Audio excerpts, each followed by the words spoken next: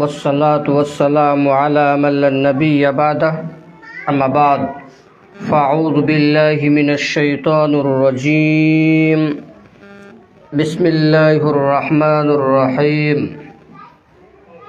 واعبدوا الله ولا تشركوا به شيئا وبالوالدين إحسانا وبذي القربى واليتامى والمساكين والجار ذي القربى والجار ذي الجنوب والصاحب بالجنب وابن السبيل وما ملكت أيمانكم إن الله لا يحب من كان مختالا فخورا.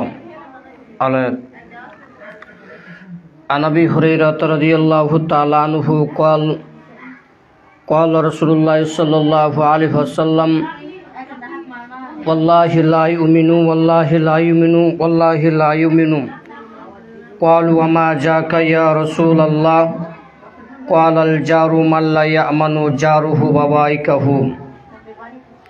আল হাদিস। উপস্থিত সম্মানিতা মা ও বোনেরা, প্রশংসা একমাত্র আল্লাহ সুবহানাহু ওয়া তাআলার জন্য। তারই আমরা প্রশংসা করে সকল বলি আলহামদুলিল্লাহ। মুহাম্মদ সাল্লাল্লাহু আলাইহি সাল্লামের উপর দরুদ ও সালাম নাজিল হোক। আল্লাহুম্মা সাল্লি আলাইহি আল্লাহুম্মা বারিক আলাইহি। আজকের আলোচনা করব প্রতিবেশীর হক সম্পর্কে। যেহেতু মহিলা ইজতেমা, সংক্ষিপ্ত আলোচনা বিষয় করে আমরা প্রতিবেশী সম্পর্কে জানব। প্রতিবেশীর সাথে কি সদাচরণ করতে হয়, কিভাবে নম্র আচরণ করতে হয়। আসলেই আমরা প্রতিবেশীর সাথে সদাচরণ করার দিক দিয়ে খুবই দুর্বল। প্রতিবেশী বলতে আপনার আশপাশে আপনার চাচা হোক, চাচি হোক বা আর কেউ হোক, যারা আশপাশে আপনারা বসবাস করেন, আপনার সাথে যারা বসবাস করে তারাই হচ্ছে প্রতিবেশী। তাদের সাথে সদাচরণ করতে হবে, তাদের সাথে নম্র আচরণ করতে হবে। যদি কোনো প্রতিবেশীর ছাগলে এসে আপনার শিম গাছটা কেটে দেয়, তাহলে আপনি ঝগড়া করবেন না, ঝামেলা সৃষ্টি করবেন না। আপনি বলবেন যে প্রতিবেশী ছাগলের শিম খেয়েছে প্রতিবেশীর, তো এতে ঝগড়া করে লাভ হবে না, প্রতিবেশীর সাথে সম্পর্ক নষ্ট হবে। অতএব ঝামেলা সৃষ্টি না করে প্রতিবেশীর সাথে সদাচরণ করে নম্র আচরণ করেই পৃথিবীতে জীবনযাপন করেন, ইনশাআল্লাহ সফলতা অর্জন করতে পারবেন। আল্লাহ সুবহানাহু ওয়া তাআলা বলেন ওয়া'বুদুল্লাহ, তোমরা এক আল্লাহর ইবাদত করো, ওয়ালা তুশরিকু বিহি শাইআ, তার সাথে কাউকে শরীক করো না। আল্লাহ সুবহানাহু ওয়া তাআলার জরুরি আদেশ হচ্ছে যে এক আল্লাহর ইবাদত করবেন, আল্লাহ ছাড়া কারো ইবাদত করবেন না। ওয়ালা তুশরিকু বিহি শাইআ, এবং তার সাথে কাউকে অংশীদার করবে না। তার সাথে অংশীদার করা মানে আপনাদের প্রচলন বেশি আছে, যেহেতু আপনারা মহিলা মানুষ, কোনো কারণ হলেই, কোনো অসুবিধা হলেই আপনারা কবরেজকে বেশি ধরেন। আর কবরেজকে যখনই বেশি ধরেন তখন কবরেজ হাতে তাবিজ দেয়, গলায় তাবিজ দেয়, কোমরে তাবিজ দেয়। আপনার ধারণা এটা হয় যে কোমরে তাবিজ দিলে, হাতে তাবিজ দিলে, গলায় তাবিজ দিলে আপনার রোগ মুক্তি পাবেন, রোগ ভালো হয়ে যাবে। এ কথা ভুল। কেউ যদি হাতে তাবিজ বেঁধে, কোমরে তাবিজ বেঁধে, গলায় তাবিজ লটকে দিয়ে যদি এর ওপর বিশ্বাস রাখে যে তাবিজই আমাকে ভালো করে দিবে, তাহলে সে চিরস্থায়ী জাহান্নামে থাকবে বলে আমরা মনে করি। আসলেই বড় গুনাহ শিরিক হচ্ছে দুভাগে বিভক্ত। শিরিকের গুনাহ দুভাগে বিভক্ত, একটা হচ্ছে শিরিকে আকবার, একটা হচ্ছে শিরিকে আসগার। তবে শিরিকে আসগার হয়ে যাবে যখন আপনি তাবিজের ওপরই বিশ্বাস রাখবেন যে আমার এই তাবিজ ভালো করে দিতে পারবে, তখনই আপনি কিন্তু শিরকে আকবারে পড়ে যাবেন। আর যখনই শিরকে আকবারে আপনি পড়ে যাবেন, তখন আপনি চিরস্থায়ী জাহান্নামে থাকবেন। অতএব আল্লাহর ইবাদত করতে হবে, তার সাথে কাউকে শরিক করতে হবে না। কারো সন্তান হচ্ছে না, এর কারণে কারো কাছে যাওয়া, কারো পীর সাহেবের কাছে যাওয়া, মাজারে যাওয়া, সন্তান চাওয়া, এগুলো সব আল্লাহকে বাদ দিয়ে অন্যর নিকটে উপাস্য করা, অন্যর নিকটে ডাকা, এগুলো একটাও বৈধ নয়, সব হচ্ছে শিরকের অধ্যায়। অতএব আপনি এ থেকে বিরত থাকবেন। এর উপরে আল্লাহ সুবহানাহু ওয়া তাআলা বলেন, ওয়াবিল ওয়ালিদাইনি ইহসানা, পিতামাতার সাথে সদাচরণ করাম, পিতামাতার সাথে নম্র আচরণ করাম, পিতামাতার সাথে সৎ ব্যবহার করাম। পিতামাতার সাথে সদাচরণ করবেন, নম্র আচরণ করবেন, তাকে কখনো ধমক দিবেন না। পিতামাতা যা বলেছে তা শুনে নিতে হবে, পিতামাতা যা করতে বলছে তাই মেনে নিতে হবে। এরা হচ্ছে পৃথিবীতে সবচেয়ে দামি সম্পদ, এর থেকে দামি সম্পদ আর পৃথিবীতে কেউ নেই। তারপর আল্লাহ সুবহানাহু ওয়া তাআলা বলেন, ওয়াবিদিল কুরবা, নিকট আত্মীয়র সাথে সদাচরণ করা। নিকট আত্মীয় বলতে ভাই, ভাইয়ের সাথে সদাচরণ করা, নম্র আচরণ করা, এটা খুবই কঠিন। ভাইয়ের সাথে টিকে থাকা, ভাইয়ের সাথে সম্পর্ক রাখা, এটা খুবই কঠিন। মনে রাখবেন, ভাই কিন্তু পরিবারের সদস্য নয়, ভাই কিন্তু পরিবারের সদস্য নয়। কেন পরিবারের সদস্য হচ্ছে আপনি, আপনার ছেলে, আপনার স্বামী, এরাই হচ্ছে পরিবারের সদস্য, কিন্তু ভাই পরিবারের সদস্য নয়। কেন ভাই পরিবারের সদস্য নয়? এর কারণে ভাই পরিবারের সদস্য নয়, ভাইয়ের যখন আপনি বিবাহ দিয়ে দিবেন, তখন ভাই চাই আলাদা খেতে, ভাই চাই আলাদা পরিবার গড়তে, ভাই চাই আলাদা সংসার গড়তে। তার মানে সম্মানিতা মা ও বোনেরা, আপনাকে আবারও বলতে চাইছি যে ভাই হচ্ছে পরিবারের সদস্য নয়, এই পরিবারের সদস্য নয়। অতএব এর সাথে সম্পর্ক রাখা খুবই কঠিন। আর এখন বর্তমানে সম্পর্ক রাখা খুবই কঠিন বলতে অত্যন্ত কঠিন হয়েছে ভাইয়ের সাথে সম্পর্ক রাখা জমি জায়গা নিয়ে। ভাইয়ের সাথে সম্পর্ক থাকে না, তার একটা কারণ হচ্ছে জমি। মনে করেন বাপের 5 বিঘা জমি ছিল, আমিও বাপের মেয়ে, ও বাপের ছেলে, তো ও ডবল পেলে আমি অর্ধেক পাবো। আসলেই সে অধিকার রাখে, হক রাখে যে ভাই যদি ডবল পাই তাহলে আমি হাফ পাবো, অর্ধেক পাবো, এটা বোন অধিকার রাখে।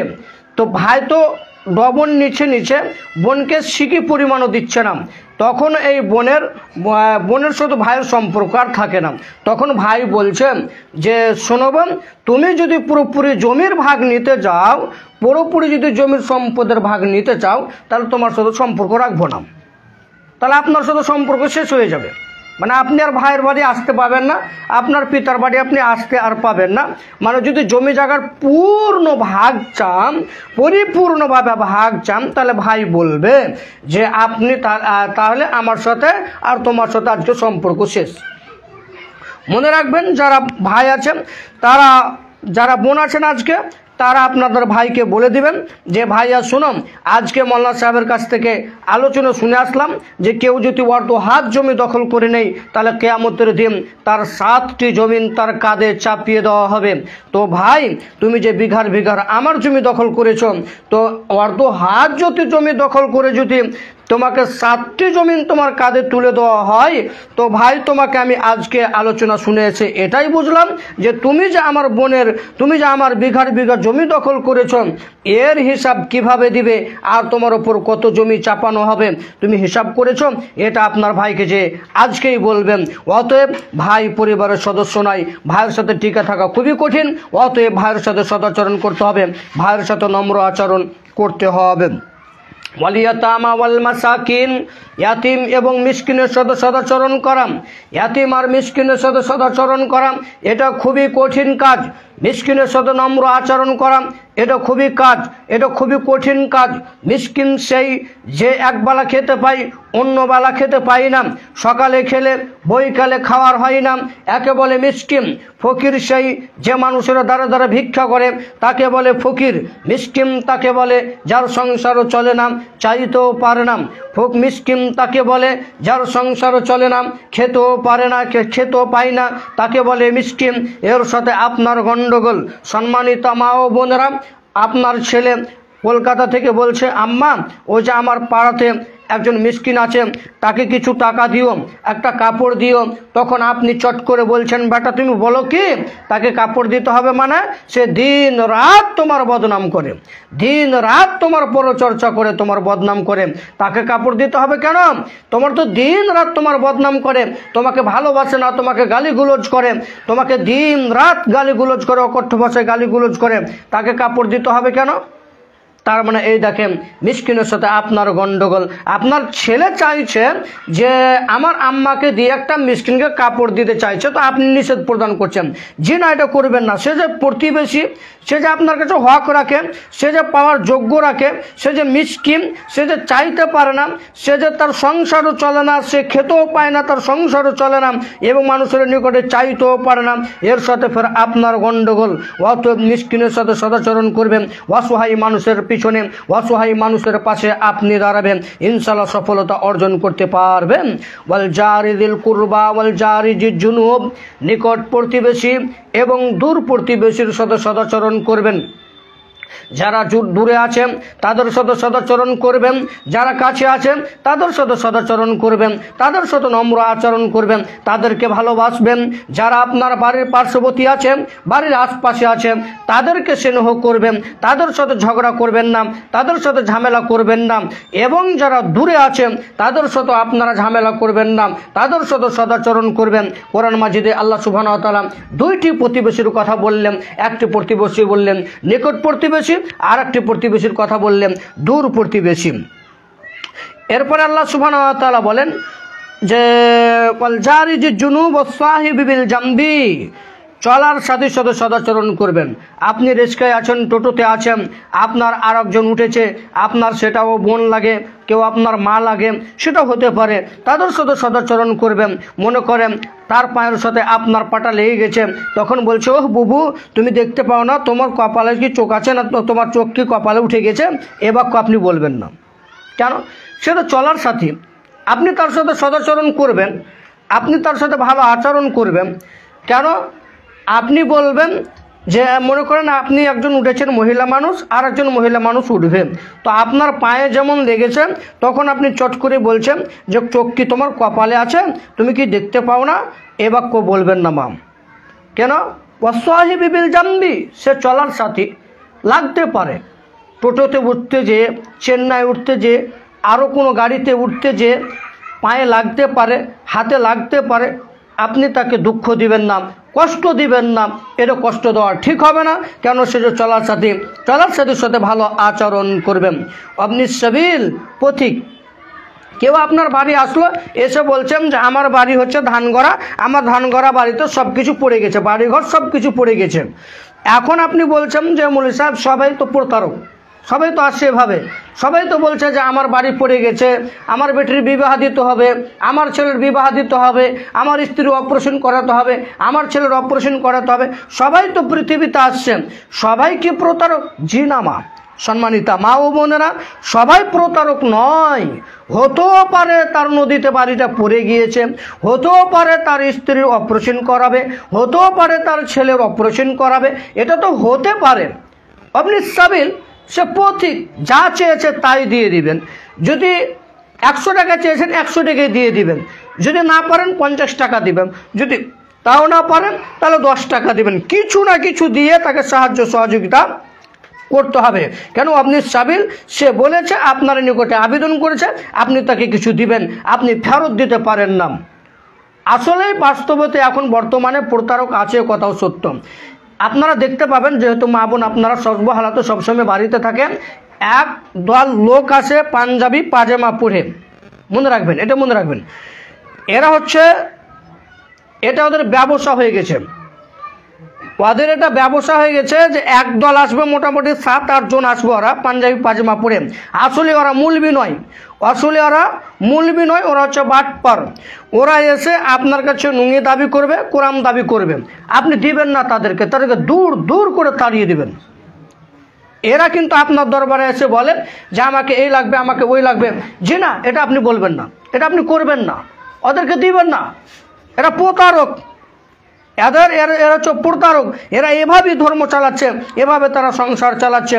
অতএব অবনিস সাবিল প্রতিকারের সাথে সদাচরণ করবেন। ওমা মালাকাত আইমানুকুম, দাস দাসীর সাথে সদাচরণ করা, দাস দাসীর সাথে চাকর চাকরানির সাথে সদাচরণ করবেন। ইন্নাল্লাহ লা ইউহিব্বু মান কানা মুখতালান ফাখুরান, নিশ্চয়ই আল্লাহ সুবহানাহু ওয়া তাআলা অহংকারী ব্যক্তিকে পছন্দ করেন না। কাউকে দেখে কাউকে আপনি অহংকার করবেন, এটা আল্লাহ সুবহানাহু ওয়া তাআলা পছন্দ করেন না, এটা আল্লাহ সুবহানাহু ওয়া তাআলা ভালোবাসেন না। অতএব সম্মানিতা মা ও বোনেরা, একসাথে আল্লাহ সুবহানাহু ওয়া তাআলা অনেকগুলো কথা বললেন, তার একটি কথা বললেন এক আল্লাহর ইবাদত করবে।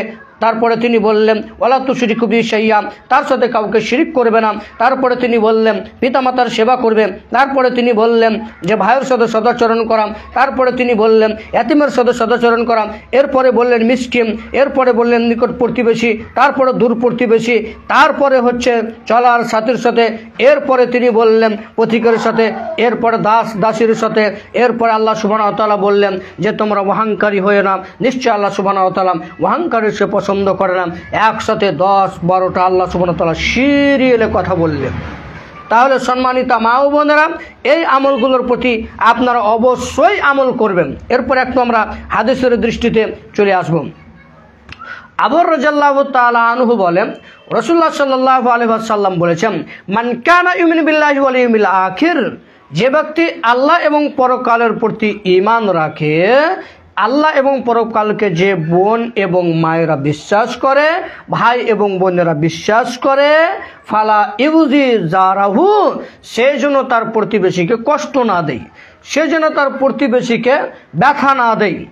আসলেই প্রতিবেশীর সাথে ঝামেলা সৃষ্টি হয় মা আপনাদের কারণে, প্রতিবেশীর সাথে ঝামেলা সৃষ্টি হয় বোন আপনার কারণে। আপনাকে আমি অতীব সম্মান করি, আপনাকে আমি খুব ভালোবাসি, অত্যন্ত ভালোবাসি, তারপর আপনাকে আমি বলি আম্মা শোনো, আজকে আলোচনার করার পরে যাও আম্মা, আপনাকে আজকে আমি বলে যাচ্ছি আপনি আজকের পর থেকে প্রতিবেশীকে কষ্ট দিবেন না। হতে পারে আপনার হাত দ্বারা অন্য প্রতিবেশী অন্যর দ্বারাই ভুল হয়েছে, আপনি বলবেন যে বুবু এরপরে তুমি এ কাজ করো না, এটা তুমি ভুল করেছ। আর যদি আপনি প্রতিবেশীর সাথে ঝামেলা করবেন তো বোন আপনার স্বামীকে আপনি বললেন, তখন আপনার স্বামী আরও লেগে ক্ষিপ্ত হলো, আরও প্রতিবেশীর সাথে ঝামেলা সৃষ্টি হলো।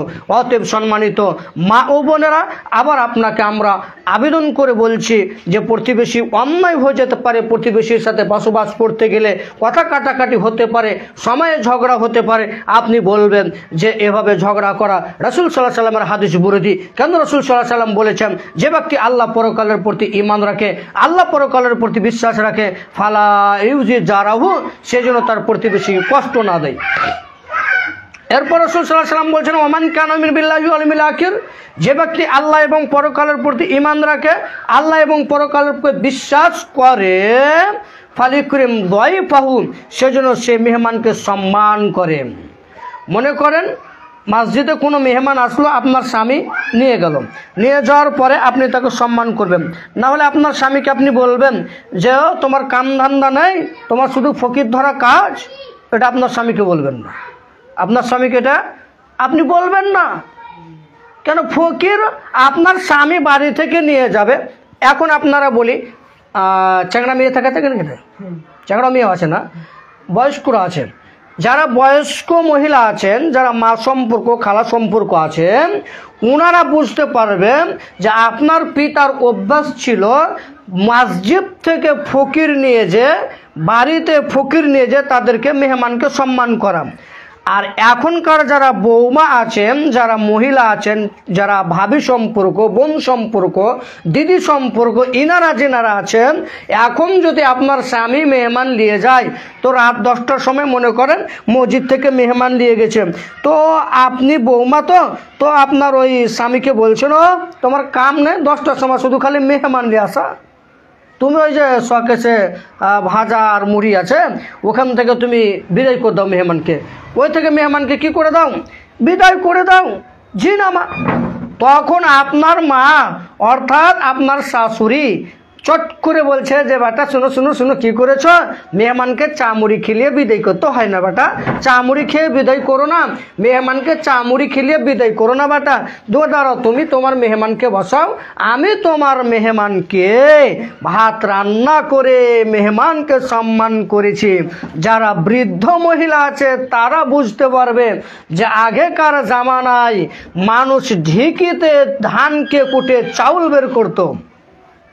এরকম মহিলা অনেক আছে মনে হয়, যে ঢিকিতে ধানকে ভেঙে চাউল বের করে 10 জন ছেলে মেয়েকে ভাত রান্না করে খেলেত। আর এখন বর্তমান সময়ে সামনে রয়েছে গ্যাস সিলিন্ডার, হিটার, সব কিছু রয়েছে। এরপরে যদি মেহমান আসে, না ধান থেকে তাকে চাউল বের করতে হয়, না তাকে কিছু করতে হয়। এখন যদি চাউল না ঝাড়ে তবুও হবে, এখন চাউল কেউ ঝাড়তে হয় না, বস্তা থেকে এসে ধুয়ে টুয়ে হাঁড়িতে চাপিয়ে দিয়ে, এই তো আপনার শর্টকাট পৃথিবীতে চলে এসেছে, শর্টকাট জীবন ব্যবস্থা। সেই জামানাকে আপনি লক্ষ্য করেন, যেই জামানাতে ঢিকিতে ধান ভেঙে চাউল বের করত, সেই জামানাকে আপনি লক্ষ্য করেন। তারপর আপনার মা মেহমানের সম্মান করেছে। এখনকার যারা বোন আছে, এখনকার যারা দিদি আছে, এখনকার যারা বৌমা আছে, এরা মেহমানকে সম্মান করতে পারে না এত সুখ সুবিধা পাওয়ার পরেও। সম্মানিত বোন এবং দিদিরা যারা আপনারা আছেন, আপনাদেরকে বলছি, আপনি মেহমানকে সম্মান করবেন, মেহমানকে খেতে দিবেন ভালো করে, মেহমানকে বিদায় করবেন না। এই যেরকম আমি এলাম, আমি দোগাছি থেকে এলাম, আপনারা আমাকে মেহমান হিসেবে কিছু খাবার প্রদান করলেন, মাশাআল্লাহ ভালো লাগলো। যিনারা খেলে নেন, আল্লাহ তাদের রিজিকে বরকত দেক এবং তাদের হায়াত দিরাজ করুক, এরা যাতে ইমানের ওপর টিকে থাকতে পারে এবং তাদের ব্যবসা বাণিজ্যতে আল্লাহ তুমি বরকত দান করো, সকল বলি আল্লাহুম্মা আমিন। আপনাদের মেহমানি নওয়াজিতে আমি খুব খুশি হয়েছি। আল্লাহ আপনাদের ভালো করুক এবং আপনারা যাতে ইলমের ওপর টিকে থাকতে পারেন, আপনাদের ব্যবসাতে উন্নতি হোক, রিজিকে বরকত দান করুক, সকল বলি আল্লাহুম্মা আমিন। এরপর রাসূল সাল্লাল্লাহু আলাইহি ওয়াসাল্লাম বললেন, ওয়ামান কানা মিন বিল্লাহি ওয়াল ইয়াউমিল আখির, যে ব্যক্তি আল্লাহ এবং পরকালের প্রতি ঈমান রাখে, বিশ্বাস করে, ফালিয়াকুল খায়রান, সে যেন ভালো কথা বলে, আউলি ইয়াসমুত, নচেত চুপ থাকবেন। এই দেখেন মা, এবার আপনাদের সম্মুখে আমার দুটি কথা। কি দুটি কথা? আপনারা বিড়ি বানেন, বেরি বানা বাগানে 10 জন 15 জন বসেছেন, তখন বলছে ও খালেদার মা জানো, ওই যে খালেদার আব্বা এরকম, খালেদার মা এরকম। ওই যে আপনার গিবত শুরু করে দিলেন খালেদার মায়ের। খালেদার মায়ের কি করলেন? গিবত শুরু করলেন, পরনিন্দা পরচর্চা শুরু করে দিলেন যে খালেদার মা ভালো নয়, খালেদার মায়ের চোপা এরকম, খালেদার মা গালিগুলোজ করে, খালেদার মায়ের ব্যবহার এরকম। এই যে আপনি শুরু করে দিলেন, আল্লাহ রাসূল কি বললেন? যে ফালিয়াকুল খায়রান, তুমি ভালো কথা বলো, আউলি ইয়াসমুত, নচেত চুপ থাকো। মানে কথা বলতে গেলে ভালোটা বলতে হবে মা, আর যদি কথা না বলতে পারেন বোন, তাহলে মুখটাকে আপনি বন্ধ রাখবেন। আর যারাই মানুষের গিবাত করছেন, আসলে বর্তমান সমাজে আজকে গিবাত পরনিন্দা পরচর্চা কারা করছে জানেন? সব থেকে বেশি পরনিন্দা পরচর্চা কারা হয় জানেন? তারাই সব থেকে আজকে বেশি গিবাত পরনিন্দা পরচর্চা তাদের মধ্যে ঘটে থাকে। একটা হচ্ছে শাশুড়ি মা, একটা হচ্ছে বৌমা। এরা কিন্তু খুব মারাত্মক গিবাত করে ভাই। বউ গিবাত করে শাশুড়ির, আর শাশুড়ির গিবাত করে বৌমার। অবাক দুনিয়া, অবাক দুনিয়া। একই পরিবারে বসবাস করে, একই ছাদের নিচে সকলেই থাকে, একই বসরাতে দুজন মিলেই থাকে, তারপরও তারা মিল নেই। শাশুড়ি করে বৌমার গল্প আর বৌমা করে শাশুড়ির গল্প। ও বলে এসেছে, শাশুড়িও বলে এসেছে খালেদার বাড়িতে, খালেদার মাকে বলে এসেছে, খালেদার মা আমার বউ সকাল 8টার সময় উঠে। কার সময় উঠে? 8টার সময় উঠে। ও বলে এসেছে ও বৌমা বলে এসেছে খালেদার মাকে যে আমার শাশুড়ি দিন রাত আমাকে শুধু গালিগুলোজ করে, আমার শাশুড়ি কোনো কাজ কাম করে না। মানে ও বলে এসেছে ও 8টার সময় উঠে, আর ই বলে এসেছে আমার শাশুড়ি আমাকে দিন রাত গালিগুলোজ করে। লেন এখন ঝামেলা করেন, শাশুড়ি বউ তো ঝামেলা করেন, মারামারি করেন, ফাটাফাটি করেন। বর্তমানে এটাই চলছে, এখন এটাই ঝামেলা চলছে বৌমা শাশুড়ি। এর সমাধান যে কিভাবে করা যাবে আল্লাহ জানে, আল্লাহ জানে। আর বেচারি পুরুষ মানুষটা যখন বাড়িতে আসছে, তখন ও বেচারি আরও ঝামেলায় পড়ে যাচ্ছে। কি ঝামেলায় পড়ছে? বাড়িতে ঢুকা মাত্রই বৌমা কইছে, যাও তোমার মা আমাকে এভাবে গালিগুলোজ করে গো, তোমার মায়ের সেবা করতে হবে। মানে আর আপনার মাও বলছে যে তোমার বহুর চোপা মানে 100%, মানে 100 ভোল্টের চোপা আছে। এখন আপনি কোনকে যাবেন? মারাত্মক অসুখ। এখন এই ছেলেটা কোথায় যাবে? যাওয়ার তো বাঁচার রাস্তা নেই। মা বলছে একটা আর বৌমা বলছে আর একটা। তো এই যে দুজনের মধ্যে এখন যদি বলেন মায়ের পক্ষে যদি কোনো কথা বলেন তাহলে বৌমা আর থাকবে না, বৌমা বলে দেবে তোমার মাকে নিয়ে তুমি থাকো, আমি চললাম বাপের বাড়ি। আর আপনি যদি কহেন যে আমি বউর পক্ষ থেকে কথা বলবো তাহলে মা বলবে আচ্ছা তাহলে তুমি তোমার বউ নিয়ে থাকো, আমি চললাম। দুটাই মুশকিল, খুব মুশকিল, টিকে থাকা খুব কঠিন। অতএব সম্মানিতা মা ও বোনেরা, আমরা বলতে চাইছিলাম ফালিয়াকুল খয়রাম, আপনারা ভালো কথা বলবেন, ভালো কথা বলবেন। বলবেন যে বোন আজকে কি বার গো? শনিবার। শনিবারের দিন ইজতেমা আমরা শুনলাম, মৌলানা বললেন যে প্রতিবেশীর সাথে সদাচরণ করতে হয়, এই আলোচনাটা করবেন। এটা হচ্ছে ভালো কথা, এটা হচ্ছে ভালো কথা। তিনি অনেক আলোচনা করলেন, অনেকের সাথে সদাচরণ করতে বলেছেন, এই আলোচনাটা করবেন। আপনি আদেশ প্রদান করবেন যে সালাত আদায় করতে হবে, নামাজ পড়তে হবে, সিয়াম পালন করতে হবে, রোজা রাখতে হবে, এটা বলবেন, এটা ভালো কথা। আর খারাপ কথা কোনটা? ওই যে গীবাত করা, পরনির পরচর্চা করা, খালেদার মায়ের গুজব করা, আরও কোনো গালিগুলোজ করা, এগুলো হচ্ছে পরনিন্দা, পরচর্চা করা। অতএব সম্মানিতা মা ও বোনেরা এগুলো থেকে বিরত থাকবেন। এরপরে দেখেন আবু রাদিয়াল্লাহু তাআলা আনহু বলেন রাসূলুল্লাহ সাল্লাল্লাহু আলাইহি ওয়াসাল্লাম বলেছেন যে ইয়া নিসাল মুসলিমাত, হে মুসলিম মহিলাগণ। মা বোন এই হাদিসটা কিন্তু আপনি খুব মনোযোগ সহকারে শুনবেন। এই হাদিসটা আপনার জন্য আমি পেশ করছি, এটা আপনাদের জন্যই পেশ করছি, আপনি শুনেন কি বলছে রাসূল সাল্লাল্লাহু আলাইহি ওয়াসাল্লাম, ইয়া নিসাল মুসলিমাত, হে মহিলাগণ। আল্লাহ রাসূল মহিলাদেরকে সম্বোধন করে বলছেন আজকে যেরকম আপনারা মহিলা ইজতেমায় অনেক মা বোন, অনেক খালা, অনেক মাসি, অনেক দিদি, অনেক ভাবি এখানে উপস্থিত হয়েছেন, এদেরকে সম্বোধন করে আজকে আমি বলতে চাইছি সে রাসূলের বাক্যটি। রাসূল বলছে ইয়া নিসাল মুসলিমাত, হে মুসলিম মহিলাগণ, লা তাহকিরান্না জারাতুন লি জারাতিন ওয়ালাউ ফিরশিনা সাতিন, তোমরা প্রতিবেশীকে তুচ্ছ মনে না করে, প্রতিবেশীকে হে তুচ্ছ না করে ছাগলের পায়ের খুর হলো প্রতিবেশীর নিকটে পৌঁছে দিবেন। দেখেন আল্লাহ রাসূল মহিলাকে বললেন যে হে মহিলাগণ শোনো, তোমরা প্রতিবেশীকে তুচ্ছ না করেন, তুচ্ছ তাচ্ছিল্য না করেন, প্রতিবেশীকে কষ্ট না দিয়ে যদি ছাগলের পায়ের খুর হয় তবুও প্রতিবেশীর নিকটে পৌঁছে দিবেন। আপনি বলছেন মাওলানা এটা তো সৌদি আরবের কথা, আমরা কি আর ছাগলের পায়ের খুর বুঝি গো? ছাগলের পায়ের খুর হলো, আজকে আপনাকে আমি বলি মা, আপনার বাড়িতে যদি কড়কড়ে ভাজা থাকে, কটকটে ভাজা থাকে, যাকে বলে কাঠখোলার ভাজা, চালকে খোলাতে দিয়ে যাকে ভাজা করা হয়, সেই ভাজাটা যদি আপনার বাড়িতে থাকে তাহলে আপনার পড়োশিকে আপনি দিবেন। ও মৌলভী সাহেব ও তো বলবে যে তোমার কাম নাই, তুমি কাঠখোলার ভাজা দিতে এসেছো আমাকে, কি বলবে? ও কি বলবে আপনাকে? ও বলতে পারে যে আমাকে তুমি কাঠখোলার ভাজা দিতে এসেছো, ভালো ভাজা দোকানে দিতে পারেন, এই ভাজা দিতে এসেছো। জি না মা বোন, জিনাকে দিবেন এই ভাজাটা, এই ভাজাটি দেওয়ার পরে আপনি তার সামনে কোনো বাক্য বলবেন না, কোনো কথা বলবেন না। ও কাঠখোলার ভাজা দিয়েছে, ও চাল ভাজা দিয়েছে, ও শুকনো মুড়ি দিয়েছে, আরও কিছু দিয়েছেন, ওটা নিয়ে এলেন। আপনার প্রয়োজন নেই তো, আপনার প্রয়োজন নেই তাহলে ওটা ছাগলকে খিলিয়ে দেবেন পরবর্তীতে। তো আমি আপনাকে দিতে এলাম আর আপনি লাখ ছিটকানি দিচ্ছেন, মানে জি না, এটা ঠিক নয়। এটা প্রতিবেশী হক রাখেন, আপনার কাছে অধিকার রাখেন, আর আপনারা বেশি ছিটকানি লাখ ছিটকানি দেন যে বুবু এটা দিতে এসেছ, ওর কামনে ধান্দা নাই, কাঠখোলার ভাজা দিতে এসেছে আমার বাড়ি। জি না, এগুলো বিশ্লেষণ করবেন না, এগুলো বলবেন না। দিতে এসেছে দিয়ে দেন, দিতে এসেছেন নিয়ে এলেন, প্রয়োজন নয় ছাগলগুলোকে খিলিয়ে দেন, কিন্তু তার সামনে কোনো বাক্য বিশ্লেষণ করবেন না। অতএব কাঠখোলার ভাজা হলেও শুকনো মুড়ি হলেও প্রতিবেশীর নিকটে আপনি পৌঁছাবেন, অবশ্যই পৌঁছাবেন, অবশ্যই পৌঁছাবেন। সেটা তার হক রাখে, সে তার অধিকার রাখে। এরপরে হাদিস আবু জার রাদিয়াল্লাহু তাআলা আনহু বলেন রাসূলুল্লাহ সাল্লাল্লাহু আলাইহি ওয়াসাল্লাম বললেন ইয়া আবু জার, হে আবু জার, ইযা তাবাক্তা মারাকাতান ফাকসির মাহা ওয়া তাজিরানাকা, হে আবু জার শোনো, যখন তুমি তরকারি রান্না করবা তখন তুমি তরকারিতে পানি বেশি দিয়ে ঝোল বেশি করবা।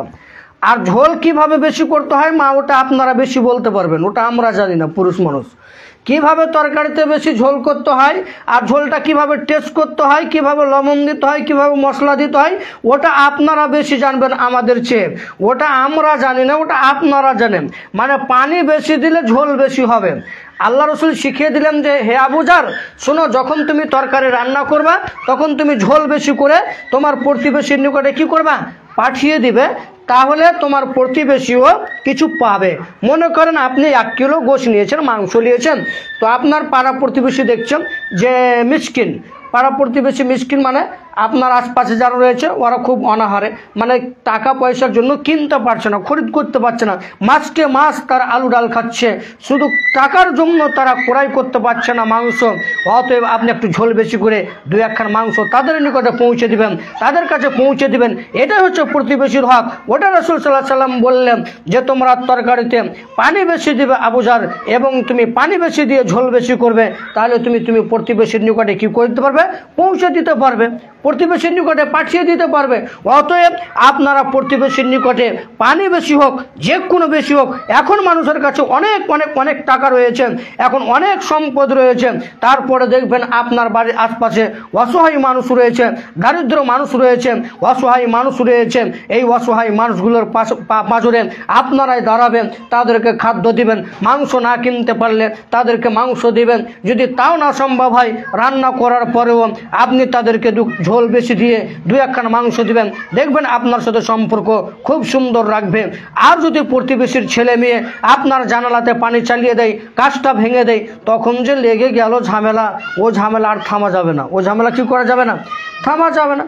কাজ ভেঙে দিল মানে কি, কাজ জড়িয়ে দিতে হবে। প্রতিবেশীর পাশে বসবাস করতে গেলে মা আপনার কাজটা ভাঙতে পারে, আপনার কাঁচের গ্লাসটা ভাঙতে পারে, প্রতিবেশীর ছেলেকে ধমক দিবেন না, প্রতিবেশীর ছেলেকে বলবেন শোনো, এভাবে আকাম করতে হয় না, এভাবে মানুষের সম্পদকে নষ্ট করতে হয় না, এগুলো কাঁচের জিনিস, এগুলো ভেঙে গেলে টাকা পয়সা নষ্ট হয়, আবার খরিদ করতে হয়, আবার কিনতে হয়, এগুলো নষ্ট করিয়ে না।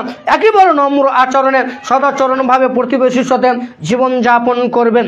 এরপরে দেখেন আবু রাদিয়াল্লাহু তাআলা আনহু বলেন, রাসূলুল্লাহ সাল্লাল্লাহু আলাইহি ওয়াসাল্লাম বললেন, লা ইয়ামনা আহাদুকুম জারাহু আইয়াগরিজা খাসাবাতান ফি জিদারিহি। আবু রাদিয়াল্লাহু তাআলা আনহু বলেন, রাসূলুল্লাহ সাল্লাল্লাহু আলাইহি ওয়াসাল্লাম বলেছেন, যে ব্যক্তি তোমাদের কোনো প্রতিবেশী তোমাদের দেওয়ালের সাথে খুঁটি গাড়তে চাইছে, কাঁটা গাড়তে চাইছে, আরও কিছু গাড়তে চাইছে, তাকে নিষেধ প্রদান করতে পাবেন না। মনে করেন আপনার বাড়ির পাশনে, আপনার বাড়ির পাঁজরে চাইছে প্রতিবেশী পেরেক ঠুকতে, কাঁটা ঠুকতে, আপনি বলছো দেওয়ালটা খুব করে প্লাস্টার করা আছে, রং করা আছে, তোমাকে কাঁটা গাড়তে দেবো মানে, পেরেক গাড়তে দেবো মানে, এটা আপনি বলবেন। আরে ব্রেক গাড়লে আপনার প্লাস্টার টুটবে, প্লাস্টার ফেটে যাবে, প্লাস্টার ভেঙে যাবে, রং ঝরে পড়বে, রং দেখতে খারাপ লাগবে।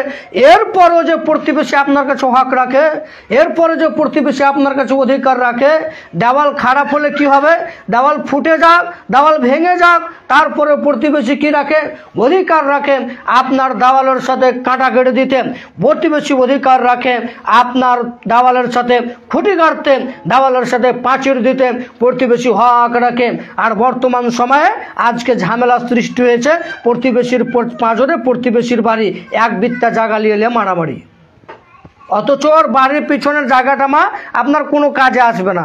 ওটা আপনার স্বামীকে আপনি বললেন না যে আমাদের আব্বা শোনো, এই পিছন দিককার জায়গাটা তো কোনো কাজে আসবে না, তো প্রতিবেশী চাইছো তো দিয়ে দাও, ওদিকে তো আমাদের যাওয়ার প্রয়োজন নেই, দিবেন না। আর আপনি যদি বলতেন মা, তাহলে আপনার স্বামী পরিবর্তন হতো।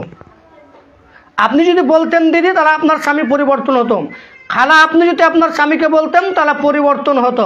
মা আপনার স্বামীকে যদি আপনি বলতেন, তাহলে আপনার স্বামী বলতো তাহলে ঠিক আছে আমাদুল্লাহর মা, তাহলে ঠিক আছে, তো ওই বাড়ির পাশা দিকের বাড়িটা নোগা, ওরা কিছু করতে চাইছে তো করুক। কিন্তু আপনি দিবেন না, ও বলবে।